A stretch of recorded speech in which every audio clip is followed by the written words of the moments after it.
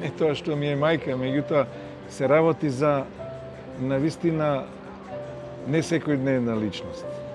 Не секојдневна во смисол нејзиниот карактер и нејзината биографија. Какво е чувството да се биде син на партизанка? Па не знам, на некој начин мене ме импонира што сум нејзин син, бидејќи за нејзе е многу пишувано, многу е зборувано и тоа во текот на целиот нејзин живот. Таа беше актуелна од вклучување во партизанското движење и комунистичка партија практично до крајот на нејзиниот живот. Што да ви кажам? Ни мене не ми е јасно како издржала. Ни мене не ми е јасно. Постојано вика, овие стражариве отвараат тоа решетките да дзирнат што правам и ја им пркосев. Едноставно им се спротивставував. Што сакате, што да гледате?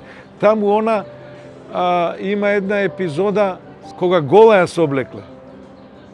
Сосем гола, ама жена, нормално, па со шмрк ја миеле, не знам што таму. И таа дури по гениталиите ја фаќала.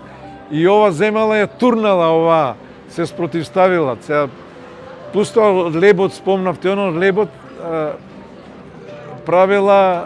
Војниците ги правела? Да, ама не, она рекла што правите, вика, ние сме армијата на генерал Маркос.